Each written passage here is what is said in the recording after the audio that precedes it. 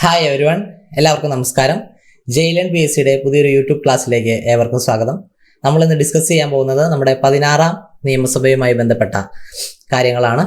അതിലെ മന്ത്രിമാര്, അവരുടെ മണ്ഡലം, അതുകൂടാതെ അവർ കൈകാര്യം ചെയ്യുന്ന വകുപ്പുകൾ, പിന്നെ അത് മാത്രമല്ല നമ്മൾ ഇന്നത്തെ ക്ലാസ്സിൽ ഡിസ്കസ് ചെയ്യുന്നത് നമ്മുടെ ഇലക്ഷനുമായി ബന്ധപ്പെട്ട 2026 കണ്ടക്ട് ചെയ്ത നിയമസഭാ ഇലക്ഷനുമായി ബന്ധപ്പെട്ട എല്ലാ കാര്യങ്ങളും, പോളിംഗ് നടന്നതെന്ന്, സത്യപ്രതിജ്ഞ ചെയ്യുന്നതെന്ന്, റിസൾട്ട് വന്നതെന്ന്, അതുകൂടാതെ അതിൻ്റെ കുറച്ച് ഹിസ്റ്ററി കാര്യങ്ങളൊക്കെ നമ്മൾ ഡിസ്കസ് ചെയ്യുന്നതുണ്ട്.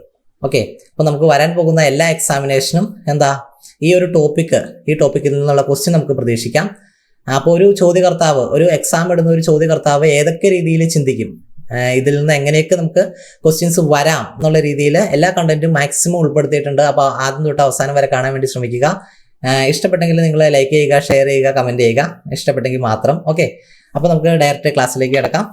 നമ്മുടെ ഈ ബാക്ക്ഗ്രൗണ്ടിൽ കാണുന്നതാണ് നമ്മുടെ നിയമസഭാ മന്ദിരം അല്ലെ, സെക്രട്ടേറിയറ്റ്. നമ്മുടെ ഈ ബാക്ക്ഗ്രൗണ്ടിൽ കാണുന്നതാണ്.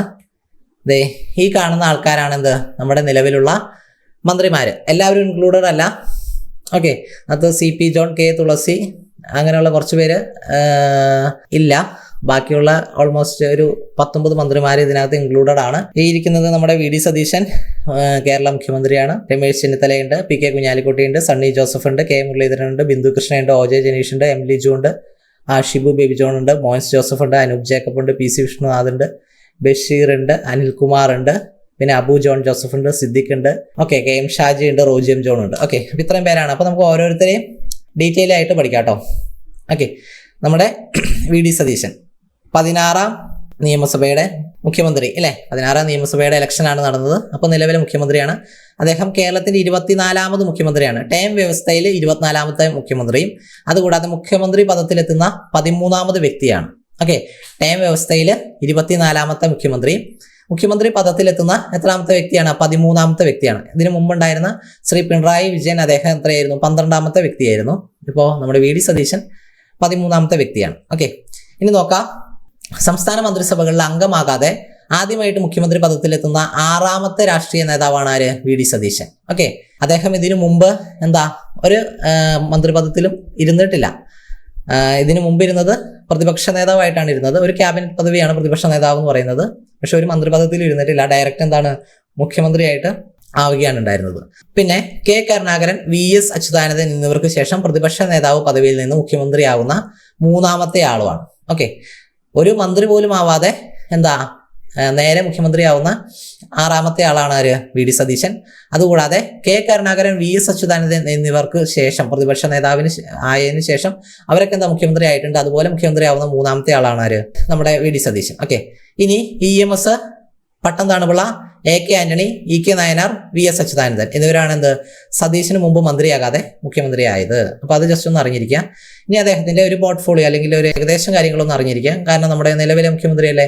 എറണാകുളം ജില്ലയിലെ നെട്ടൂരിൽ, അതായത് മരട് മുനിസിപ്പാലിറ്റിയിൽ വടശ്ശേരി ദാമോദര മേനോന്റെയും V വിലാസിനി അമ്മയുടെയും മകനായിട്ട് 1964 മെയ് 31-ാം തീയതിയാണ് അദ്ദേഹം ജനിച്ചത്. 1996 അദ്ദേഹം കേരള നിയമസഭാ തെരഞ്ഞെടുപ്പിൽ പറവൂരിൽ നിന്ന് മത്സരിച്ചത്. പക്ഷേ അദ്ദേഹം ആദ്യത്തെ തെരഞ്ഞെടുപ്പിൽ പരാജയപ്പെടുകയാണ് ഉണ്ടായിരുന്നത്. അദ്ദേഹം CPI സ്ഥാനാർത്ഥിയായ P രാജുവിനോട് ആദ്യത്തെ തെരഞ്ഞെടുപ്പിൽ പരാജയപ്പെട്ടു. അപ്പോൾ നമ്മൾ അറിയേണ്ട ഒരു കാര്യം, അദ്ദേഹം 1996 ആദ്യമായിട്ട് ഇലക്ഷനെ നേരിട്ടത് അല്ലെ. അപ്പോൾ ആ ഇലക്ഷനിൽ അദ്ദേഹം ദയനീയമായിട്ട് പരാജയപ്പെട്ടു. അപ്പോൾ അതേ തുടർന്ന് അദ്ദേഹം ഒരു അഡ്വക്കേറ്റ് ആണ്. അദ്ദേഹം ഒരു അഭിഭാഷക വൃത്തിയിലേക്ക് തൻ്റെ ഇതിനകത്തേക്ക് മടങ്ങി പോവുകയാണ് ഉണ്ടായിരുന്നത്. അപ്പോൾ ജോലിയിലേക്ക് തിരിച്ച് റിട്ടേൺ പോയി.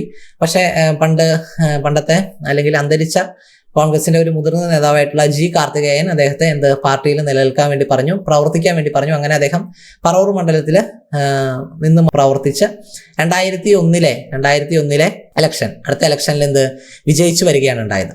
ഓക്കെ, ഈ എക്സാമിന് വേണ്ടി പ്രിപ്പയർ ചെയ്യുന്ന ഓരോ ഉദ്യോഗാർത്ഥികളൊക്കെ നമ്മളിങ്ങനെ കാണുന്ന അല്ലെങ്കിൽ കേൾക്കുന്ന ഓരോ കഥകളും നമ്മളുമായിട്ട് കണക്ട് ചെയ്ത് ഇൻസ്പയർ ആവാൻ വേണ്ടി പറ്റുവാണെങ്കിൽ ഇൻസ്പയർ ആവുക.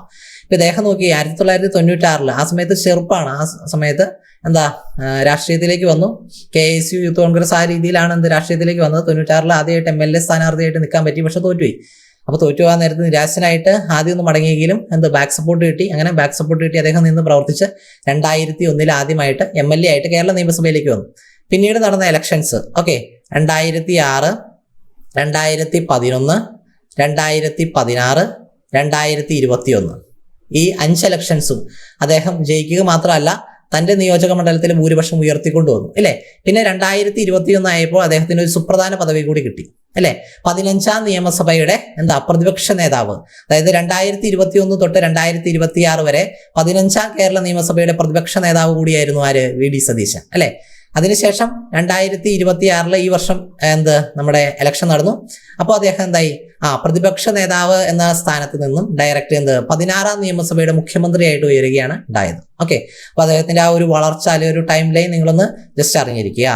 ഇനി നമ്മുടെ പോളിംഗ് നടന്നത്, ഓക്കെ, പോളിംഗ് ഡേറ്റ് എന്ന് പറഞ്ഞാൽ 9 ഏപ്രിൽ 2026 ആണ്. ഓക്കെ, 2026 പോളിംഗ് ഡേറ്റ് 2026 ഏപ്രിൽ 9 തീയതിയാണ്. 2026 ഏപ്രിൽ 9. ഇനി റിസൾട്ട് വന്നത്, അതായത് കൗണ്ട് ചെയ്തതും റിസൾട്ട് വന്നതും മെയ് 4-നാണ്. മെയ് 4-ന്. ഓക്കെ, 2026 മെയ് 4-നാണ് കൗണ്ട് ചെയ്തതും റിസൾട്ട് വന്നതും. സത്യപ്രതിജ്ഞയാണെങ്കിൽ 2026 മെയ് 18. ഓക്കെ, സത്യപ്രതിജ്ഞ ചെയ്തത് 2026 മെയ് 18. ഓക്കെ, ഇത് ഇമ്പോർട്ടന്റ് ആണ്. 2026 മെയ് 18-നാണ് സത്യപ്രതിജ്ഞ ചെയ്തത്. ഓക്കെ, അപ്പോ പോൾ ചെയ്തത് ഏപ്രിൽ 9, 2026 ഏപ്രിൽ 9. റിസൾട്ട് വന്നതോ മെയ് 4, 2026 മെയ് 4. സത്യപ്രതിജ്ഞ ചെയ്തത് മെയ് 18, 2026 മെയ് 18. ഓക്കെ, റിസൾട്ട് വന്നപ്പോ ശ്രദ്ധിക്കുക, 102 സീറ്റാണ് UDF-ന് ലഭിച്ചത്. 102 സീറ്റ് അല്ലേ. LDF-ന് ലഭിച്ചത് 35 സീറ്റ്. NDA-ക്ക് ലഭിച്ചത് 3 സീറ്റ്. ഓക്കെ, ടോട്ടൽ നമുക്ക് 140 സീറ്റാണുള്ളത്. 140 സീറ്റിൽ 102 സീറ്റോട് കൂടി UDF അധികാരത്തിലേക്ക് വന്നു. 35 സീറ്റാണ് ഓപ്പോസിഷൻ പാർട്ടിയായ LDF ലഭിച്ചത്. പിന്നെ BJP-ക്ക്, അതായത് NDA-ക്ക് 3 സീറ്റ് ലഭിച്ചു. ഓക്കെ, UDF-ന്റെ full form United Democratic Front ആണ്. 102 സീറ്റ് ലഭിച്ചു. അതിൽ തന്നെ ഏറ്റവും വലിയ ഒറ്റകക്ഷി എന്ന് ചോദിച്ചാൽ ഇന്ത്യൻ നാഷണൽ കോൺഗ്രസ് ആണ്. 63 സീറ്റ് ലഭിച്ചു. മുസ്ലിം ലീഗിന് 22 സീറ്റ്, പിന്നെ അതേഴ്സ് 10 സീറ്റ്, പിന്നെ ഘടകകക്ഷികളൊക്കെ ചേർത്ത്, അതായത് കേരള കോൺഗ്രസിന്റെ ജോസഫ് ഭാഗത്തിന് ലഭിച്ചത് 7 സീറ്റ്. ഓക്കെ, അപ്പോൾ അങ്ങനെ മൊത്തം 102 സീറ്റാണ് UDF-ന് ലഭിച്ചത്. LDF-നാണെങ്കിൽ 35 സീറ്റാണ്. അതിൽ CPI-ന് 26 സീറ്റ്, CPI-ക്ക് 8 സീറ്റ്, RJD-ക്ക് 1 seat. Okay, 35 seat. NDA, National Democratic Alliance, ഇതിന്റെയൊക്കെ ഫുൾ ഫോം ജസ്റ്റ് ഒന്ന് നോക്കി വയ്ക്കുക. UDF എന്ന് പറഞ്ഞാൽ യുണൈറ്റഡ് ഡെമോക്രാറ്റിക് ഫ്രണ്ട്, LDF ആണെങ്കിൽ ലെഫ്റ്റ് ഡെമോക്രാറ്റിക് ഫ്രണ്ട്, NDA ആണെങ്കിൽ നാഷണൽ ഡെമോക്രാറ്റിക് അലയൻസ്. ഓക്കെ, അവർക്ക് 3 സീറ്റാണ് ലഭിച്ചത്. അവർക്ക് 2016 ഇലക്ഷനിലാണ് ആദ്യമായിട്ട് ഒരു MLA സ്ഥാനാർത്ഥി അല്ലെങ്കിൽ ഒരു MLA ആയിട്ട് ജയിച്ചു വന്നത് നിയമമണ്ഡലത്തിൽ നിന്ന് O രാജഗോപാലാണ്.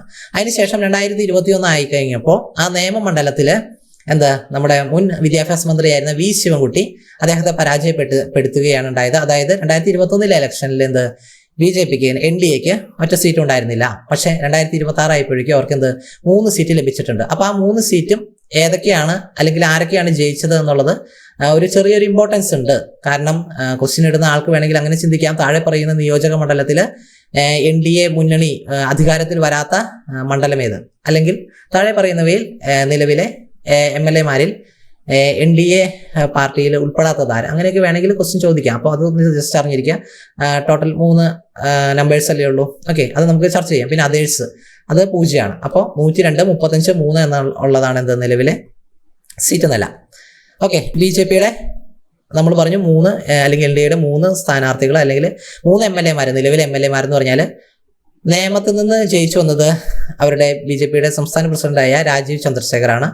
കഴക്കൂട്ടത്ത് നിന്ന് ജയിച്ചു വന്നത് മുൻ കേന്ദ്രമന്ത്രി സഹമന്ത്രിയൊക്കെ ആയിരുന്ന V. മുരളീധരനാണ്. പിന്നെ ചാത്തന്നൂരിൽ നിന്ന് ജയിച്ചു വന്നത് BB ഗോപകുമാറാണ്. ആര്? BB ഗോപകുമാർ. ഓക്കെ, അപ്പോൾ ഈ 3 കാര്യങ്ങളൊന്ന് ഓർത്തിരിക്കാം. നേമത്ത് നിന്ന് രാജീവ് ചന്ദ്രശേഖർ, കഴക്കൂട്ടത്ത് നിന്ന് V. മുരളീധരൻ, പിന്നെയോ ചാത്തന്നൂരിൽ നിന്ന് BB ഗോപാലകൃഷ്ണൻ. നമ്മുടെ K. മുരളീധരൻ ഉണ്ട്, കോൺഗ്രസിൽ K. മുരളീധരൻ ഉണ്ട്. അപ്പോൾ അദ്ദേഹമായിട്ട് മാറിപ്പോരുത്. അദ്ദേഹത്തിന്റെ ഇനിഷ്യൽ V. മുരളീധരനാണ്. V. മുരളീധരൻ. ഓക്കെ, ഇതിനി ഓക്കെ, നമ്മുടെ മുൻ മുഖ്യമന്ത്രിയാണ്. ഇപ്പോൾ നിലവിലെ പ്രതിപക്ഷ നേതാവ്. ഓക്കെ, ഒപ്പോസിഷൻ ലീഡറാണ് പിണറായി വിജയൻ. അദ്ദേഹത്തിന്റെ മണ്ഡലം ഏതാ? മണ്ഡലം ധർമ്മടം. ഓക്കെ, മാറിപ്പോരുതേ. കണ്ണൂരിലെ ധർമ്മടമാണ് മണ്ഡലം. പ്രതിപക്ഷ നേതാവാണ്. ഇത് തിരുവഞ്ചൂർ രാധാകൃഷ്ണൻ. ഞാൻ പേര് എഴുതി പോകുന്നില്ല, എല്ലാവർക്കും അറിയായിരിക്കും അല്ലേ. തിരുവഞ്ചൂർ രാധാകൃഷ്ണനാണ് അദ്ദേഹം. അദ്ദേഹത്തിന്റെ മണ്ഡലം എന്ന് പറഞ്ഞാൽ കോട്ടയമാണ്. നിലവിലെ സ്പീക്കറാണ് അദ്ദേഹം. ഓക്കെ, നിലവിലെ സ്പീക്കറാണ് ആര്? തിരുവഞ്ചൂർ രാധാകൃഷ്ണൻ. ഓക്കെ, അപ്പൊ 16ാം കേരള നിയമസഭയുടെ സ്പീക്കർ ആരാണെന്ന് ചോദിച്ചാൽ ആരാണ്? അത് തിരുവഞ്ചൂർ രാധാകൃഷ്ണനാണ്. 16ാം കേരള നിയമസഭയുടെ പ്രതിപക്ഷ നേതാവ് ആരാണ്? അത് ശ്രീ പിണറായി വിജയനാണ്. 16ാം കേരള നിയമസഭയുടെ ഡെപ്യൂട്ടി സ്പീക്കർ ആരാണ്? അത് ഷാനിമോൾ ഉസ്മാൻ ആണ്. അരൂരാണ് മണ്ഡലം. ഓക്കെ, ഡെപ്യൂട്ടി സ്പീക്കർ ആണ് ആര്? ഡെപ്യൂട്ടി സ്പീക്കർ ആണ് ഷാനിമോൾ ഉസ്മാൻ. ഓക്കെ, ഷാനിമോൾ ഉസ്മാൻ. അപ്പൊ കിട്ടിയില്ലേ? പ്രതിപക്ഷ നേതാവ് ശ്രീ പിണറായി വിജയൻ സ്പീക്കർ ആണെങ്കിൽ കോട്ടയം മണ്ഡലത്തിൽ നിന്നും ജയിച്ചു വന്ന തിരുവഞ്ചൂർ രാധാകൃഷ്ണൻ, ഡെപ്യൂട്ടി സ്പീക്കർ ആണെങ്കിൽ അരൂരിൽ നിന്ന് ജയിച്ചു വന്ന ഷാനിമോൾ ഉസ്മാൻ. ഇനി ഇദ്ദേഹത്തെ അറിയാലോ, ജി സുധാകരൻ അല്ലെ? ജി സുധാകരൻ. ഇദ്ദേഹത്തിന്റെ പൊസിഷൻ എന്താ? അമ്പലപ്പുഴ എന്നുള്ള നിയോജക മണ്ഡലത്തിൽ നിന്ന് ജയിച്ചു വന്നു. അതല്ല നമുക്ക് പഠിച്ചിരിക്കേണ്ട കാര്യം, ഇദ്ദേഹമായിരുന്നു എന്ത്? പ്രോടൈം സ്പീക്കർ അല്ലെ? പ്രോടൈം സ്പീക്കർ ആണ് ആര്? ജി സുധാകരൻ. അപ്പോൾ speaker, deputy speaker, pro tem speaker ഇവർ തമ്മിലുള്ള വ്യത്യാസം എന്താ? സ്പീക്കർ ആണ് എന്ത്? ഈ 140 അതായത് 139 MLA-മാരെയും കൺട്രോൾ ചെയ്യുന്ന ആള് അല്ലെ? ഭരണപക്ഷത്തെയും പ്രതിപക്ഷത്തെയും കൺട്രോൾ ചെയ്ത് സഭ മുന്നോട്ട് കൊണ്ടുപോകുന്നത് സ്പീക്കറാണ്. ഇപ്പൊ സ്പീക്കറുടെ അഭാവത്തിൽ നമുക്ക് ഒരാളെ കൂടി വേണ്ടി വരില്ലേ? അപ്പൊ സ്പീക്കർ ഇല്ലെങ്കിൽ സഭ നിയന്ത്രിക്കുന്ന ആരാണ്? അത് ഡെപ്യൂട്ടി സ്പീക്കറാണ്. ഓക്കെ, ഇനി പ്രോടൈം സ്പീക്കർ എന്ന് പറഞ്ഞാൽ എന്താ?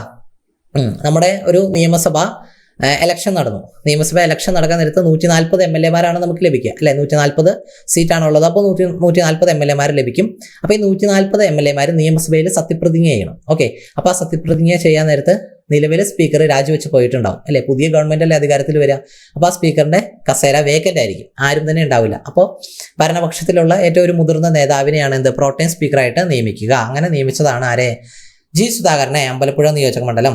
പിന്നെ ചീഫ് വിപ്പാണ് ആര്? അപ്പു ജോൺ ജോസഫ്. ഇദ്ദേഹം ആരാ? അപ്പു ജോൺ ജോസഫ്. കുറെ പേരൊക്കെ ആദ്യമായിട്ടായിരിക്കും ഈ പേര് കേൾക്കുന്നത്. അപ്പു ജോൺ ജോസഫ്. ഇദ്ദേഹം ജയിച്ചു വന്നത് തൊടുപുഴ നിയോജക മണ്ഡലത്തിൽ നിന്നാണ്. ഓക്കെ, തൊടുപുഴ നിയോജക മണ്ഡലത്തിൽ നിന്നാണ് ജയിച്ചു വന്നത്. നമുക്കറിയാം കേരള കോൺഗ്രസ് ജോസഫ് വിഭാഗത്തിലെ പി ജെ ജോസഫിന്റെ മകനാണ് ആര്? അപ്പു ജോൺ ജോസഫ്. ഇദ്ദേഹത്തിന്റെ പൊസിഷൻ എന്താ? ചീഫ് വിപ്പാണ്. ഓക്കെ, ചീഫ് വിപ്പാണ്. 16ാം കേരള നിയമസഭയുടെ ചീഫ് വിപ്പാണ് ആര്? അപ്പു ജോൺ ജോസഫ്. ഓക്കെ, നമുക്കിനി മന്ത്രിമാരും അവരുടെ മണ്ഡലവും അതുകൂടാതെ വകുപ്പുകളൊക്കെ ചർച്ച ചെയ്യാം. അതിനു മുമ്പ് ബേസിക് ആയിട്ടുള്ള കുറച്ച് കാര്യങ്ങൾ അറിഞ്ഞിരിക്കുക. നമ്മുടെ കേരള നിയമസഭയുമായി ബന്ധപ്പെട്ട കുറച്ച് കാര്യങ്ങൾ. നമുക്കാകെ 140 മണ്ഡലങ്ങളാണുള്ളത്. അതിൽ 14 പട്ടികജാതി SC മണ്ഡലങ്ങളും 2 ST മണ്ഡലങ്ങളുമാണുള്ളത്. 2 ST മണ്ഡലം എന്ന് പറയുമ്പോൾ സുൽത്താൻ ബത്തേരി, മാനന്തവാടി, അത് രണ്ടും എന്ത്? ST മണ്ഡലങ്ങളാണ്. പിന്നെ ഞാനിവിടെ 16, 17 എന്ന് കൊടുത്തിട്ടുണ്ട്. ഓക്കെ, 16ാം നിയമസഭയാണ്. 17ാം തെരഞ്ഞെടുപ്പായിരുന്നു. 17th തെരഞ്ഞെടുപ്പായിരുന്നു. തെരഞ്ഞെടുപ്പ് എത്രാമത്തെയാണെന്ന് ചോദിച്ചാൽ മാറിപ്പോവരുത്. തെരഞ്ഞെടുപ്പ് 17 ആയിരുന്നു. കാരണം എന്താ? 1965 നമ്മളൊരു ഇലക്ഷൻ കണ്ടക്ട് ചെയ്തിട്ടുണ്ട്. പക്ഷെ ആ ഇലക്ഷനിൽ ആർക്കും ഒരു മുന്നണിക്കും വ്യക്തമായ ഭൂരിപക്ഷം ഉണ്ടാകുകയുണ്ടായിരുന്നില്ല. അതുകൊണ്ട് തന്നെ ആ ഇലക്ഷൻ റദ്ദാക്കപ്പെട്ടു. ഓക്കെ, അപ്പോൾ 1965 ഒരു ഇലക്ഷൻ നടന്നു. ഒരു മുന്നണിക്കും വ്യക്തമായ ഭൂരിപക്ഷം ഇല്ലാത്തതിനാൽ അത് ആ സമയത്ത് ഒരു മുഖ്യമന്ത്രിയോ ഒരു നിയമസഭയോ ഒന്നും തന്നെ വന്നില്ല.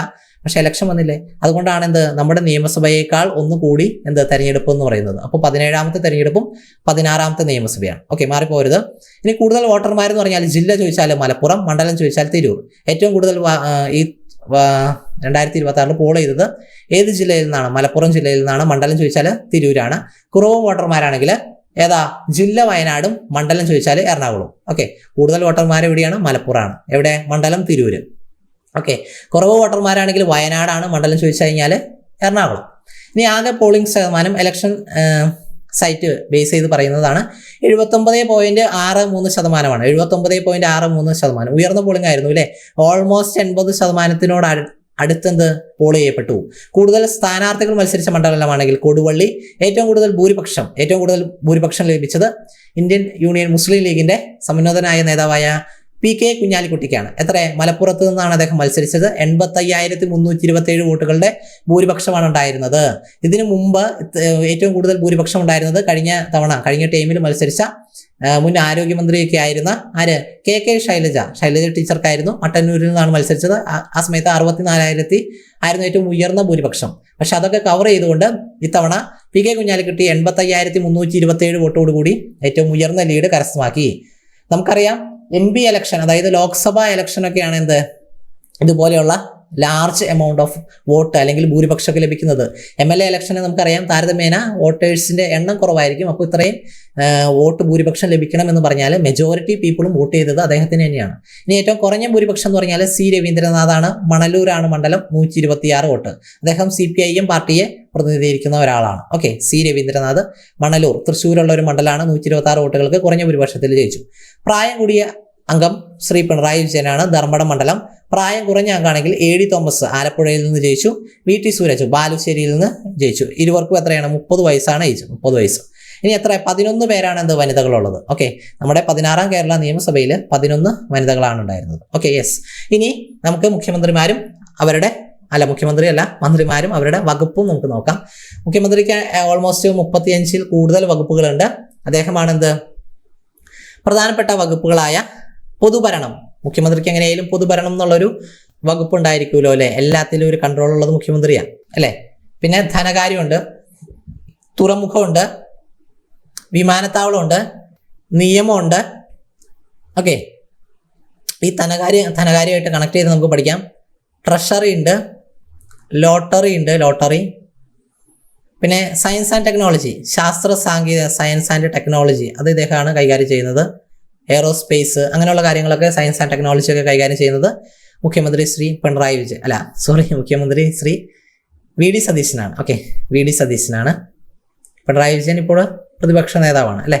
ഇനി അടുത്തത് രമേശ് ചെന്നിത്തല. മണ്ഡലം ഞാൻ പറഞ്ഞില്ലല്ലോ, മണ്ഡലം പറവൂർ മണ്ഡലമാണ്. എറണാകുളം ജില്ലയിലെ പറവൂർ മണ്ഡലത്തിൽ നിന്നാണ് അദ്ദേഹം ജയിച്ചു വന്നിട്ടുള്ളത്. ഓക്കെ, പറവൂർ മണ്ഡലത്തിൽ നിന്നാണ് മുഖ്യമന്ത്രി VD സതീശൻ ജയിച്ചു വന്നിട്ടുള്ളത്. ഇനി രമേശ് ചെന്നിത്തല അദ്ദേഹം ജയിച്ചു വന്നത് ഏത് മണ്ഡലത്തിൽ നിന്നാണ്? ഹരിപ്പാട് മണ്ഡലം, ആലപ്പുഴയിലെ ഹരിപ്പാട് മണ്ഡലത്തിൽ നിന്നാണ് രമേശ് ചെന്നിത്തല ജയിച്ചു വന്നത്. അദ്ദേഹം കൈകാര്യം ചെയ്യുന്നത് ആഭ്യന്തര വകുപ്പ്, വിജിലൻസ് വകുപ്പ്, ഫയർ ആൻഡ് റെസ്ക്യൂ, ജയില്, കയർ. ഓക്കെ, അപ്പൊ ഇവിടെ എക്സെപ്ഷൻ എന്ന് പറയുന്നത് കയറാണ്. ഓക്കെ, കയർ വകുപ്പ് എങ്ങനെയും പഠിച്ചിരിക്കുക. നമുക്ക് ഇതിനു മുമ്പുള്ള എക്സാമിനേഷന് കയർ വകുപ്പ് കൈകാര്യം ചെയ്യുന്നത് ആരെന്നുള്ള രീതിയിൽ ക്വസ്റ്റ്യൻ വന്നിട്ടുണ്ട്.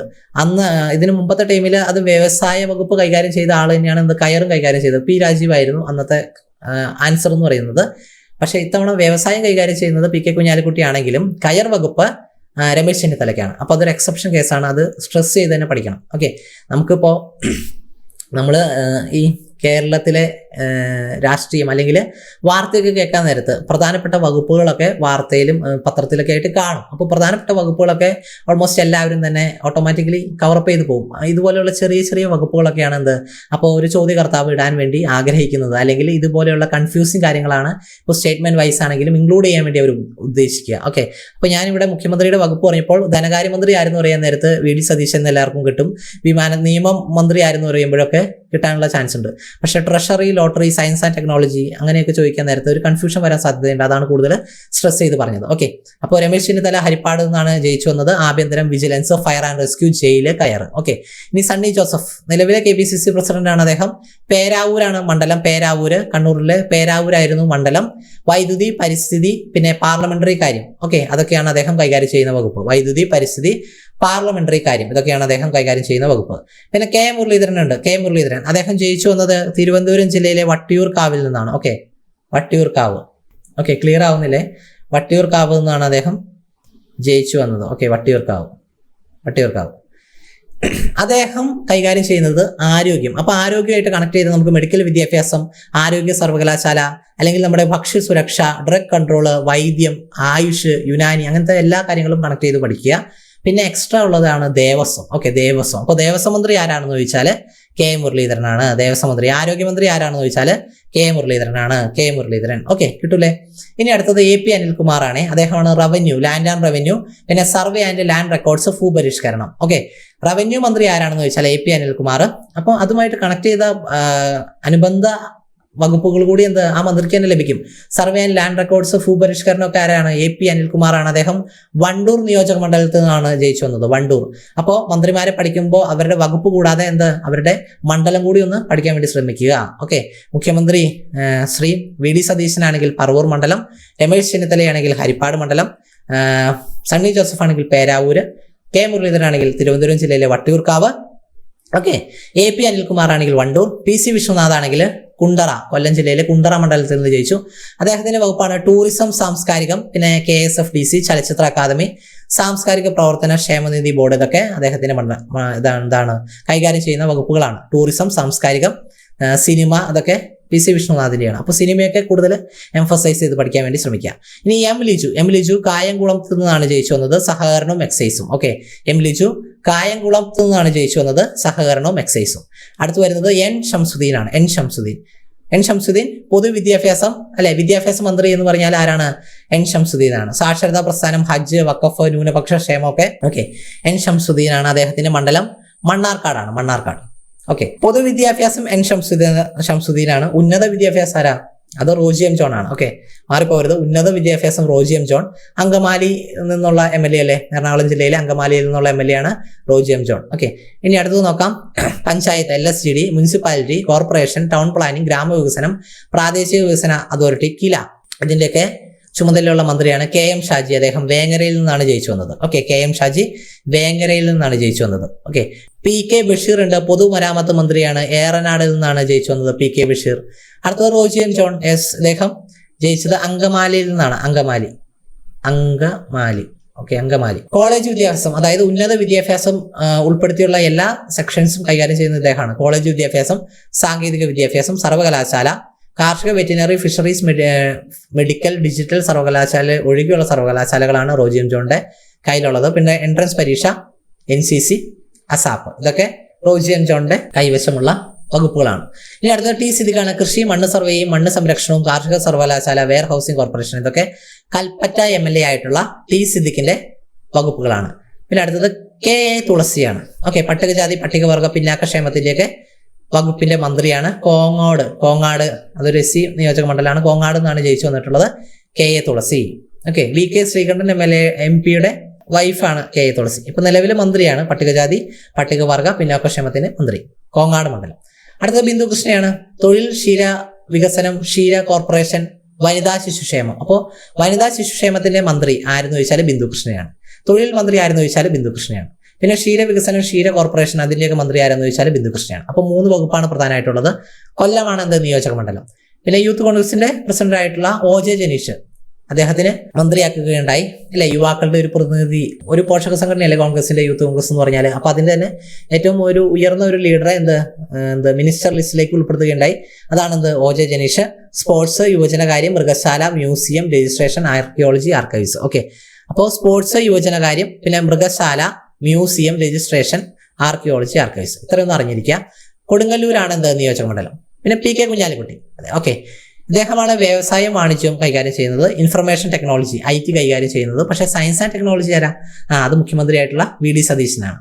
ഇനിയോ artificial intelligence, AI, startup, mining and geology, കൈത്തറി ആൻഡ് ടെക്സ്റ്റൈൽസ്, ഇതൊക്കെ PK കുഞ്ഞാലിക്കുട്ടിയാണ്. കൈത്തറി ആൻഡ് ടെക്സ്റ്റൈൽസ് നോക്കിയിരിക്കണേ. അതിപ്പോ നമുക്ക് വ്യവസായവും വാണിജ്യമായിട്ട് വേണമെങ്കിൽ കണക്ട് ചെയ്ത് പഠിച്ചു പോകാം. മലപ്പുറമാണെന്ത് അദ്ദേഹത്തിന്റെ നിയോജക മണ്ഡലം. 85,237 വോട്ടുകൾക്ക് ഭൂരിപക്ഷത്തിലല്ലേ അദ്ദേഹം ജയിച്ചു വന്നത്. ഓക്കെ, അതൊന്ന് ഓർത്തിരിക്കണേ.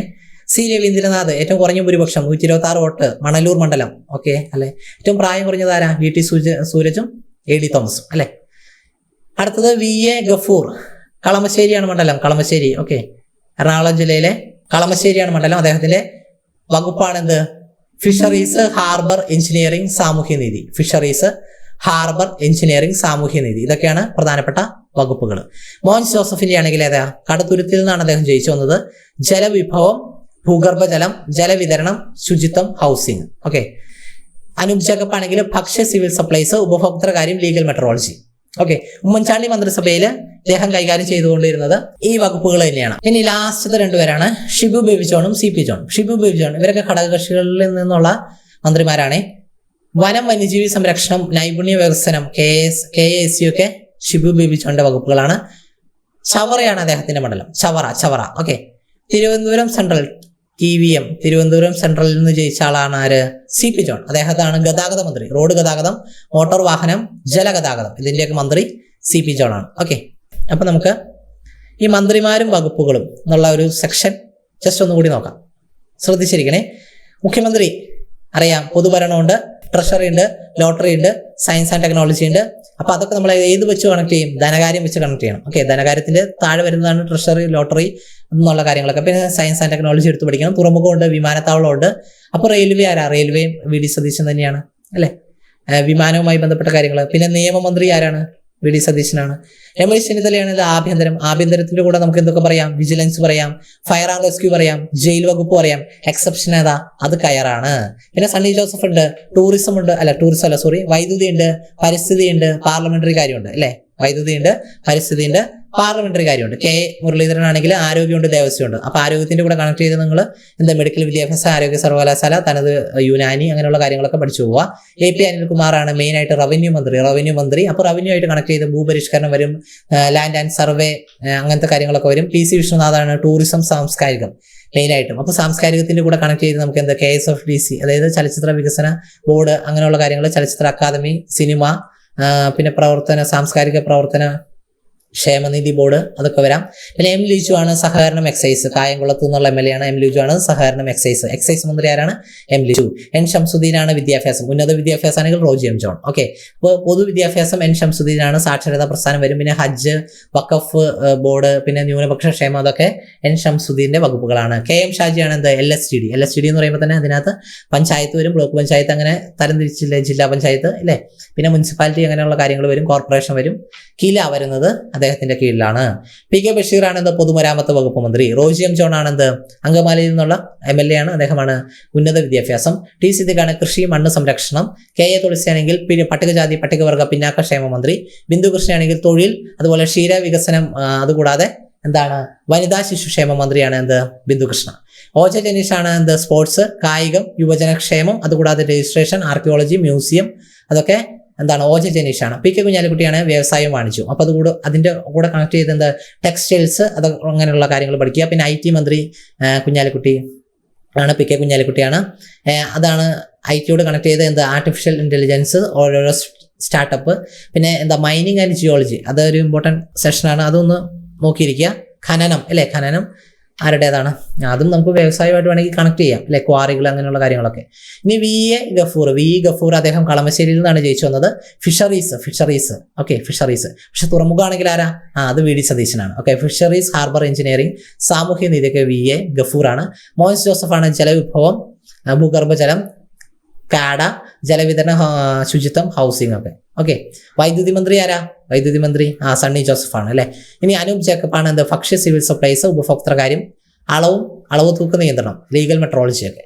പിന്നെ ഷിബു ബേബി ജോൺ വനത്തിന്റെ മന്ത്രി ഷിബു ബേബി ജോൺ, ഗതാഗത മന്ത്രി CP ജോൺ. ഓക്കെ, അപ്പൊ ഇത്രയാണ് നമ്മുടെ 16ാം കേരള നിയമസഭയുമായി ബന്ധപ്പെട്ട കാര്യങ്ങൾ. നമ്മൾ ആദ്യം തന്നെ എന്താ ഡിസ്കസ് ചെയ്തത്? 16ാം കേരള നിയമസഭയിലെ ചെറിയ കാര്യങ്ങൾ, ബേസിക് ആയിട്ടുള്ള കാര്യങ്ങൾ, എത്ര മണ്ഡലങ്ങളുണ്ട്, എവിടെയാണ് കൂടുതൽ പോൾ ചെയ്തത്. പിന്നെ ഒരു കാര്യം, നമുക്ക് ടോട്ടൽ 21 മന്ത്രിമാരാണുള്ളത്. ഓക്കെ, 21 മന്ത്രിമാരെന്ന് പറഞ്ഞാൽ നമ്മുടെ 140 നിയോജക മണ്ഡലത്തിലെ 15% എന്ത്? ഒരു സംസ്ഥാനത്തിന് മന്ത്രിമാരെ നിർത്താൻ കഴിയുള്ളൂ അല്ലെ. 140ന്റെ 15% എന്ത്? 21. ഓക്കെ, 20 മന്ത്രിമാരും മുഖ്യമന്ത്രിയും പ്ലസ് മുഖ്യമന്ത്രി. ഓക്കെ, അതുകൂടി ഒന്ന് അറിഞ്ഞിരിക്കുക. അപ്പോൾ എല്ലാവരും നന്നായിട്ട് പഠിക്കുക. ഈ ക്ലാസ് നിങ്ങൾക്ക് ഉപകാരപ്പെട്ടു എന്ന് വിശ്വസിക്കുന്നു. അപ്പോൾ ഒരു അടുത്ത ക്ലാസ്സിൽ വേറൊരു ടോപ്പിക്കായിട്ട് കാണാം. അതുവരേക്കും ഗുഡ് ബൈ.